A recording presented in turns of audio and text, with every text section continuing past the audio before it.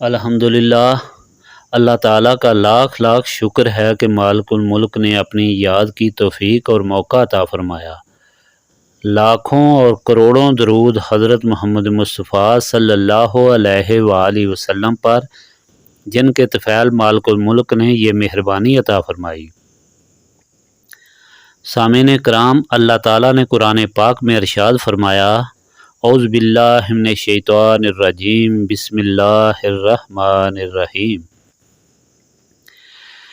ان کی مثال اس طرح کی ہے جس طرح کہ کسی نے آگ روشن کی تو جب اس سے آس پاس سب جگمگا اٹھا تو اللہ تعالیٰ نے ان کا نور لے لیا اور انہیں اندھیرے میں چھوڑ دیا کہ انہیں کچھ نہیں سوچتا، وہ بہرے، گونگے، اندھے ہیں، پس وہ راہ پانے والے اور لوٹنے والے نہیں۔ قرآن پاک ہی ساری مخلوق کے لیے ہدایت ہے، اس پر عمل کر کے ہی انسان نجات حاصل کر سکتا ہے اور اپنے مالک اور خالق کو راضی کر سکتا ہے۔ اللہ تعالیٰ نے ارشاد فرمایا کہ یہ ہدایت صرف ان لوگوں کے لیے ہے جو متقی ہیں، جو اللہ تعالیٰ کا ڈر اور خوف رکھنے والے ہیں۔ اللہ تعالیٰ کا ڈر اور خوف کس طرح رکھا جاتا ہے؟ یہ تقویٰ کس طرح اختیار کیا جاتا ہے؟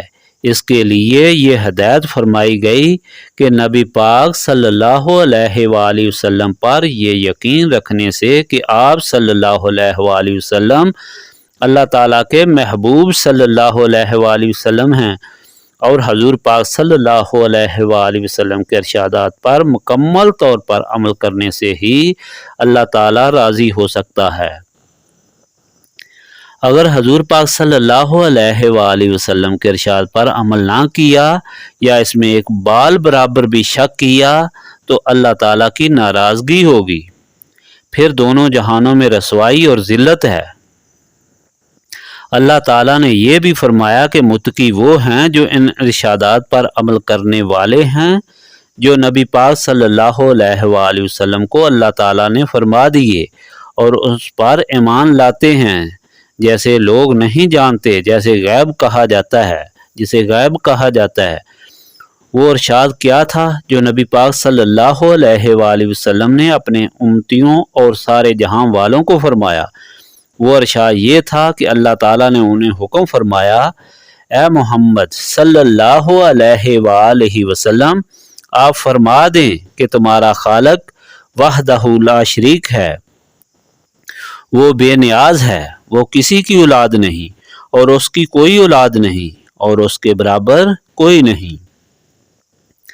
اللہ تعالیٰ نے اس قرآن پاک میں یہ حال بھی بیان فرمایا کہ جن لوگوں نے نبی پاک صلی اللہ علیہ وآلہ وسلم کے ارشاد پر عمل کیا ان کے لیے نجات اور دونوں جہانوں میں اللہ تعالیٰ کی رحمتیں اور برکتیں ہیں۔ جنہوں نے ذرا برابر بھی اس ارشاد پاک میں شک کیا ان پر اللہ تعالیٰ کی اتنی ناراضگی ہوئی کہ ان کے کان، ان کی زبانیں، ان کی آنکھیں سب نور ہدایت سے محروم کر دی گئیں۔ ان کے لیے برابر ہے کہ انہیں ڈرایا جائے یا نہ ڈرایا جائے، وہ ہمیشہ ہمیش کے لیے ہدایت سے محروم ہو گئے۔ بے شک جو لوگ انکار کرتے ہیں ان کے لیے برابر ہے آپ انہیں ڈرائیں یا نہ ڈرائیں، وہ ایمان والے نہیں۔ اللہ تعالیٰ نے ایک تیسرے طبقے کا حال بھی بیان فرمایا جو کسی مصلحت کی بنا پر نبی پاک صلی اللہ علیہ وآلہ وسلم پر ایمان تو لے آیا اور ظاہراً یہ اعلان کیا کہ ہم حضور پاک صلی اللہ علیہ وآلہ وسلم کے ارشاد کو مانتے ہیں اور عمل کرتے ہیں، لیکن ان کے دل میں شک تھا، بیماری تھی۔ اللہ تعالیٰ نے اس بیماری کو اور زیادہ کر دیا، انہیں دنیا میں مہلت دی کہ وہ اپنی طغیانی اور گمراہی میں پھرتے رہیں اور اللہ تعالیٰ کے زیادہ عذاب کے حقدار ہوں۔ اللہ تعالیٰ نے ان کا حال کئی طریقوں سے مخلوق کے سامنے بیان فرمایا تاکہ مخلوق اچھے طریقے سے سمجھ جائے کہ یہ لوگ کون تھے، کون ہوتے ہیں اور کس قسم کے ہوں گے، تاکہ مخلوق ان سے بچنے کی کوشش کرے اور یوں عذاب سے بچ جائے۔ کہیں ایسا نہ ہو کہ شیطان اور نفس انہیں کوئی چکمہ دے کر، مغالطہ میں ڈال کر یا ورگلا کر ان لوگوں میں شامل کر دے۔ اللہ تعالیٰ نے ان لوگوں کا حال کئی طریقوں سے بیان فرمایا کہ جن لوگوں نے اللہ تعالیٰ اور رسول پاک صلی اللہ علیہ وآلہ وسلم پر ایمان لانے والوں کو بیوقوف سمجھا، کیونکہ کئی خداؤں کی جگہ انہوں نے ایک خدا کو ماننا شروع کیا، جنہوں نے ایک انسان کو جو ان کی طرح ہی بظاہر دکھائی دیتا تھا اپنا آقا اور مولا صلی اللہ علیہ وآلہ وسلم بنا لیا۔ ان کے ایک اشارے پر اپنی جان کو قربان کرنا اپنی سعادت سمجھا، جان، مال، اولاد، وطن سب کچھ قربان کر دیا، تو وہ یہ سمجھتے تھے کہ یہ بیوقوف ہیں۔ اللہ تعالیٰ نے اس کا جواب ارشاد فرمایا کہ نہیں، وہ بیوقوف نہیں تھے، وہ تو دونوں جہانوں کو خریدنے والے تھے۔ بیوقوف تو وہ تھے جو یہ ہدایت نہ سمجھ سکے اور اللہ تعالیٰ کی عبادت سے محروم ہو گئے۔ اللہ تعالیٰ نے ان کا حال بھی بیان فرمایا کہ اس طرح نجات حاصل کرنا چاہتے تھے کہ چلو دونوں جماعتوں کو راضی کر لیں۔ جب مسلمانوں سے ملتے ہیں کہتے ہیں کہ تمہارے ساتھ ہیں، اور جب ان کفار سے ملتے ہیں تو کہتے ہیں ہم تمہارے ساتھ ہیں۔ یہ اس حقیقت کو بھول گئے کہ اللہ تعالیٰ دلوں کا حال جانتا ہے۔ یہ مسلمانوں کو دھوکہ دینا چاہتے تھے، اور اللہ تعالیٰ فرماتا ہے کہ یہ اپنے آپ کو دھوکہ دے رہے ہیں، کیونکہ یہ نہیں سمجھتے کہ اللہ تعالیٰ دلوں کا حال جاننے والا ہے، اور سب قدرتیں اس کی ہیں، اس کے ہاتھ میں سب طاقتیں ہیں، جو وہ چاہے گا وہی ہوگا۔ اللہ تعالیٰ نے یہ بھی بیان فرمایا کہ یہ ایک ایسی تجارت کر رہے ہیں کہ اس میں سراسر ان کا گھاٹا ہے۔ یہ سمجھتے ہیں کہ ہم نے کوئی نقصان نہیں کیا بلکہ ہم اچھائی کی طرف آ رہے ہیں، لیکن دراصل یہ برائی کی طرف چلے گئے ہیں۔ انہوں نے ہدایت کے بدلے گمراہی خریدی، جو دونوں جہانوں میں ان کی تباہی کا باعث بنی۔ جب نبی پاک صلی اللہ علیہ وآلہ وسلم تشریف لائے تو سب کو معلوم تھا کہ وہ نبی جس کا موسیٰ علیہ السلام سے وعدہ کیا گیا تھا وہ تشریف لائیں گے، اور عیسیٰ علیہ السلام نے جس کا اعلان کیا تھا کہ وہ آ کر سارے دین کو مکمل کریں گے۔ اور جن لوگوں کو پتہ چلا کہ وہ آنے والے ہیں تو وہ ہجرت کر کے مدینہ پاک میں آ گئے، اور کئی سالوں سے ان کے انتظار میں وہاں زندگی بسر کر رہے تھے۔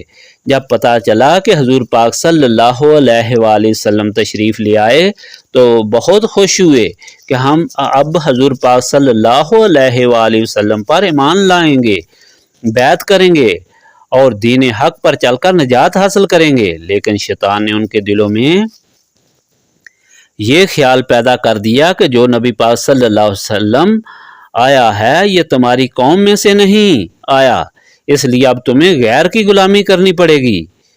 اس ایک بات پر یہود اور نصارہ منکر ہو گئے، منافق بن گئے یا کافر ہی رہے۔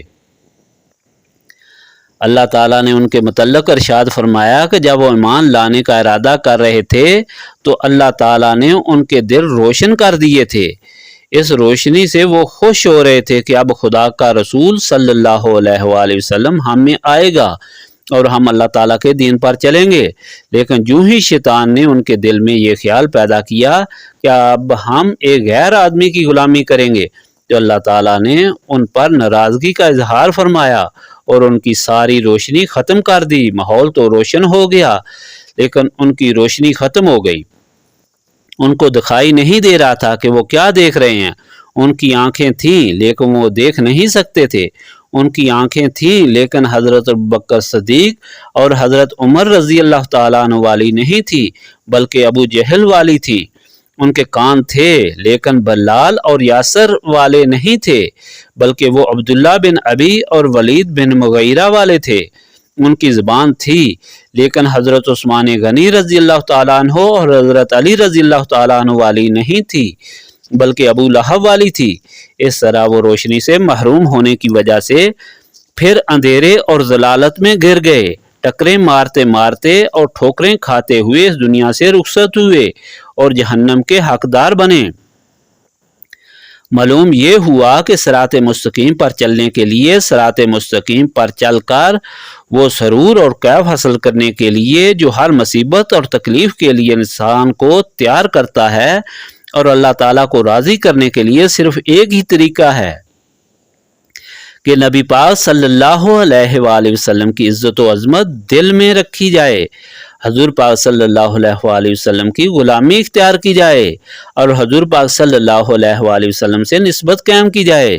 نسبت رسولی صلی اللہ علیہ وآلہ وسلم ہی وہ واحد چیز ہے جو انسان کو مسلمان، مومن اور اللہ تعالیٰ کا صحیح بندہ بناتی ہے اور دونوں جہانوں کی رسوائیوں سے بچا کر سرخرو اور سرفراز کرتی ہے۔ جب انسان کو نسبت رسولی صلی اللہ علیہ وآلہ وسلم حاصل ہو جائے تو پھر اسے کسی چیز کا غم، ڈر اور خوف نہیں رہتا۔ کوئی کشش اسے حق کے راستے سے دور نہیں کر سکتی۔ نسبت نہ ہو تو انسان کا یہی حال ہوتا ہے کہ وہ آگ جلائے اور روشن ہو، پھر اس کی روشنی ختم ہو جائے یا آگ پھر بجھ جائے۔ وہ گمراہی میں کبھی کہیں بھولتا اور بھٹکتا پھرے۔ نسبت ہی وہ چیز ہے جو انسان کو اس گمراہی اور اس ضلالت و اندھیرے سے بچا کر صحیح راستے پر قائم رکھتی ہے اور موت جیسی چیز سے بھی نہیں ڈرنے دیتی۔ جن لوگوں کے دلوں میں نسبت رسولی صلی اللہ علیہ وآلہ وسلم ہوتی ہے وہ موت کو اللہ تعالیٰ اور رسول پاک صلی اللہ علیہ وآلہ وسلم سے ملنے کا ایک ذریعہ اور سبب سمجھتے ہیں۔ سب سے ڈراؤنی چیز، سب سے تکلیف دہ چیز، سب سے مشکل چیز یعنی موت کو بھی ہمیشہ راحت اور خوشی سے ملتے ہیں۔ روایت میں آیا ہے کہ ایک بادشاہ تھا، اس نے ایک محل بنایا اور اسے بہت سجایا اور یہ حکم دے دیا کہ کوئی شخص اس محل کے قریب نہ آئے، اگر کوئی اس کے قریب آیا تو اسے قتل کر دیا جائے گا، اور ایسا ہی کیا جاتا رہا۔ سپاہیوں کو وہاں مقرر کر دیا گیا۔ ایک درویش تھا، اس نے محل کے سامنے دور جا کر اپنی جھونپڑی بنا لی اور وہاں بیٹھ کر اللہ اللہ کرنا شروع کر دیا۔ بادشاہ غفلت میں تھا، عیش و عشرت میں مصروف تھا اور درویش وہاں جھونپڑی میں اللہ تعالیٰ کو یاد کر رہا تھا۔ کچھ وقت بعد اسرائیل ایک نوجوان کی شکل میں آئے اور آ کر محل کے پاس کھڑے ہو کر اسے دیکھنے لگے۔ سپاہی نے کہا کہ یہاں کھڑے ہونے کی اجازت نہیں ہے، تم کیوں کھڑے ہو؟ چلو بادشاہ تمہیں بلا رہا ہے۔ جب وہ نہ آئے اور اس نے انہیں قتل کرنے کی کوشش کی تو اسرائیل علیہ السلام نے اس کی روح قبض کر لی۔ بادشاہ دیکھ رہا تھا، اس نے دوسرے سپاہی کو بھیجا، دوسرے سپاہی نے بھی یہی کہا اور حملہ کرنے کی کوشش کی تو اس کی روح بھی اسرائیل نے قبض کر لی۔ بادشاہ غصے میں آپے سے باہر ہو گیا اور تلوار لے کر خود گیا۔ جب اسرائیل کے سامنے پہنچا تو کہا کہ تم نے کیوں گستاخی کی؟ انہوں نے کہا کہ میں اسرائیل ہوں۔ تو بادشاہ کانپنے لگا، تلوار ہاتھ سے گر گئی اور اس نے کہا کہ مجھے مہلت دیں کہ میں جا کر اپنے گھر میں وصیت کراؤں۔ اسرائیل نے کہا کہ نہیں، مہلت کا حکم نہیں ہے، تمہاری روح ابھی قبض کی جائے گی، اور اس کی روح قبض کر لی گئی۔ اسرائیل علیہ السلام وہاں سے فارغ ہو کر درویش کی جھونپڑی میں گئے، اس سے کہا کہ تمہارا ظالم بادشاہ ختم ہو گیا ہے۔ جب وہ اٹھ کر گھر چلنے لگے تو انہوں نے کہا کہ تمہارا وقت بھی آ گیا ہے اور تمہاری روح بھی قبض کی جائے گی۔ انہوں نے کہا کہ مجھے کچھ مہلت دو، میں گھر جا کر وصیت کر آؤں۔ اسرائیل علیہ السلام نے اللہ تعالیٰ سے پوچھا، اللہ تعالیٰ نے فرمایا کہ مہلت دے دو۔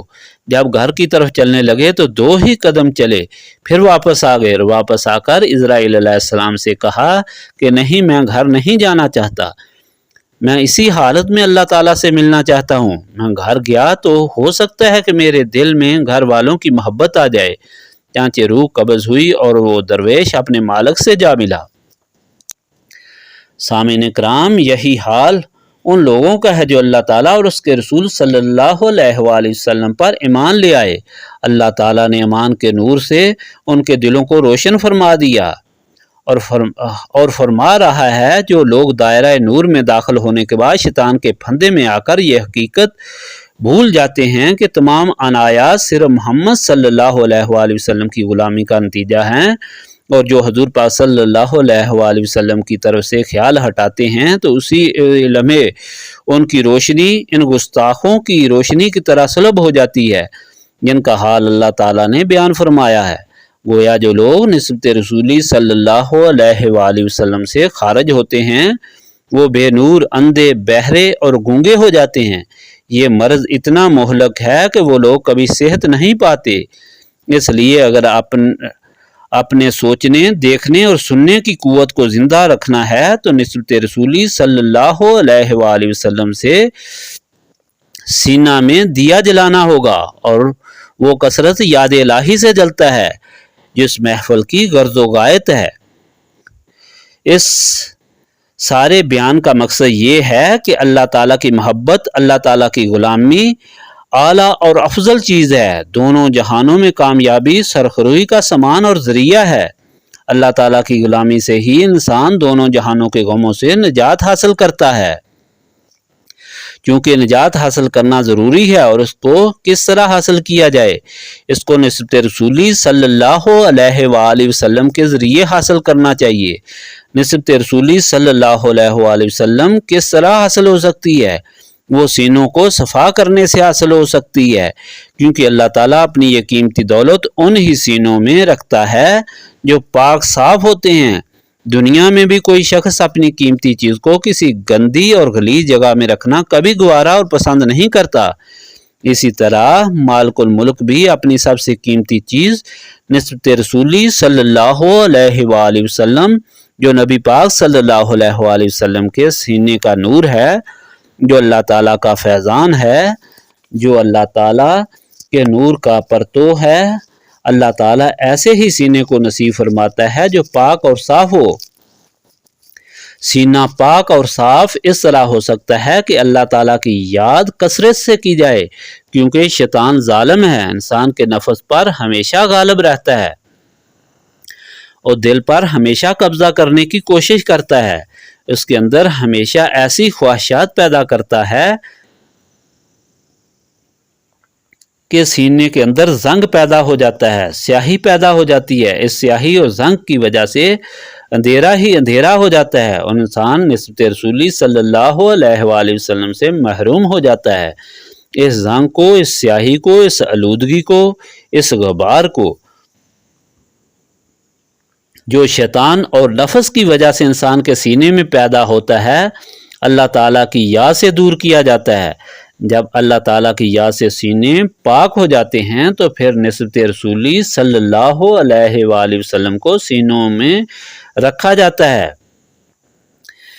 یہ محفل اسی غرض و غایت کے لیے منعقد کی جاتی ہے تاکہ وہ سارے لوگ جو دینی و دنیاوی مصیبتوں اور تکلیفوں میں مبتلا ہوتے ہیں بار بار یہاں کار گزارشات پیش کرتے ہیں کہ فلاں بات کے لیے دعا کریں، فلاں بات کے لیے دعا کریں۔